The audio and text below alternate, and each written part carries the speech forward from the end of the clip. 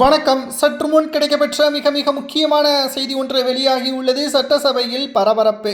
அதிமுகவின் எம்எல்ஏக்கள் மோதல். கிட்டத்தட்ட சட்டப்பேரவை இரண்டாவது நாள் கூட்டம் நடைபெற்றுக் கொண்டிருக்கிறது. எடப்பாடி பழனிசாமி அவர்கள் கிட்டத்தட்ட எதிர்க்கட்சி தலைவராக இல்லாமல் மூன்றாவது இடத்திற்கு தள்ளப்பட்டதால் அவர்களுக்கு பேசக்கூடிய நிமிடங்கள் 15 நிமிடங்கள் தான். தாவேகாவின் ஆட்சியில் கடந்த 38 நாட்களாக பல குற்றங்களும் பெண்களுக்கு பாதுகாப்பு இல்லாத நிலைமையும் ஏற்பட்டிருப்பதாக தெரிவித்துள்ளனர். அது மட்டுமல்ல, தாவேகா ஆட்சி அமைப்பதற்கு எங்களிடம் இருந்து எம்எல்ஏக்களை நீங்கள் விலைக்கு வாங்கியுள்ளீர்கள் என்பதையும் தற்பொழுது எடப்பாடி பழனிசாமி அவர்கள் குற்றம் சாட்டியுள்ளார். இதனால் தாவேகாவின் அமைச்சர்களும் எம்எல்ஏக்களும் அதற்கு எதிராக குரல்களை எழுப்பியுள்ளனர். அவர்கள் தானாக முன்வந்து ராஜினாமா செய்துள்ளார்கள் என்றும், நீங்கள் உங்களது கட்சியை சரியாக செயல்படுத்தவில்லை, உங்களது ஆட்சி அதிகாரத்தில் இருந்தபொழுது மக்கள் உங்களை புறக்கணித்து விட்டார்கள், நீங்கள் எதிர்க்கட்சியாக இருந்தபொழுது மக்களுக்கான குரல்களை கொடுக்கவில்லை, அதனால்தான் தற்பொழுது மூன்றாவது இடத்திற்கு உங்களை தள்ளியுள்ளார்கள் என்று அதிமுகவிற்கு எதிராக தாவேகாவின் அமைச்சர்கள் சட்டப்பேரவையில் பேசியது பரபரப்பை ஏற்படுத்தியது. மேலும் அதிமுகவின் எம்எல்ஏக்களை கூட உங்களால் கட்டுப்படுத்த முடியவில்லை, அவர்கள் மக்களுக்கு ஆதரவாகத்தான் தங்களது பதவியை ராஜினாமா செய்து எங்களது கட்சியில்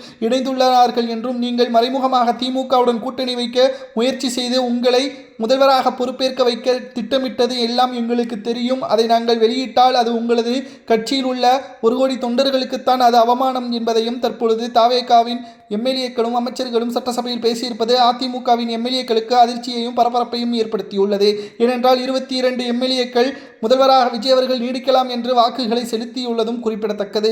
இப்பேற்பட்ட ஒரு சூழலில் தாவேகாவின் அமைச்சர்கள் எம்எல்ஏக்கள் எடப்பாடி பழனிசாமி அவர்களது ஒட்டுமொத்தமான அறிவிப்பால் அவர்கள் திருப்பி கேட்ட கேள்விகளால் அங்கு பரபரப்பும் மோதல்களும் ஏற்பட்டுள்ளது.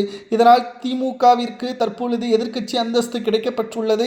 ஆனால் அதிமுகவிற்கு 3வது இடம்தான் வந்துள்ளது. உங்களது கட்சியையும் உங்களது நிர்வாகத்தையும் நீங்கள் சிறப்பாக செயல்பட்டிருந்தால் இந்த அவமானம் தேவையா என்று பலரும் அதிமுகவை சார்ந்த நிர்வாகிகளை கேட்கக்கூடிய வகையிலும் அமைந்துள்ளது. எடப்பாடி பழனிசாமி அவர்களுக்கு தேவை பொதுச் செயலாளர் பதவி மட்டும்தான். ஆனால் இன்று வரை மாவட்ட செயலாளர்கள் கூட்டத்தையோ பொதுக்குழுவையோ எடப்பாடி பழனிசாமி அவர்கள் கூட்டாமல் இருப்பதற்கான காரணம் என்ன என்ற பல்வேறு கேள்விகளும் சமூக வலைதளங்களில் முன்வைக்கப்பட்டு வருகிறது. எடப்பாடி பழனிசாமி அவர்கள் தொண்டர்களையும் நிர்வாகிகளையும் ஏமாற்றிவிட்டார். திமுகவுடன் கூட்டணி வைத்து முதலமைச்சராக வேண்டும் என்ற எண்ணம் அவருக்கு வந்தது ஏன்? முதல்வராக விஜய் அவர்களை ஆதரிக்காமல் திமுகவை ஆதரித்தது எம்ஜிஆர் அவர்களையும் ஜெயலலிதா அவர்களையும் அவமானப்படுத்தும் விதமாக எடப்பாடி செயல்பட்டதாக பல்வேறு குற்றச்சாட்டுகளும் சட்டசபையில் பேசும் பொருளாக மாறியுள்ளது. இதனால் அதிமுகவின் தொண்டர்களும் தற்பொழுது நிர்வாகிகளும் அதிர்ச்சியடைந்துள்ளனர். சட்டப்பேரவையிலேயே தற்பொழுது எடப்பாடியின் பேச்சை கேட்காத எம்எல்ஏக்களும் தற்பொழுது வரை இருப்பதாகவும் கூறப்படுகிறது. சி.வி. சண்முகம் அவர்கள் எடப்பாடியை சுத்தமாக மதிக்கவில்லை. ஆனால் அவரது பதவியை ஏன் பறிக்காமலும் கட்சியிலிருந்து நீக்காமலும் எடப்பாடி இருக்கிறார் என்ற கேள்விகளும் முன்வைக்கப்பட்டு வருகிறது. இதை பற்றி உங்களது கருத்துக்களை கமெண்ட் வாயிலாக கூறுங்கள்.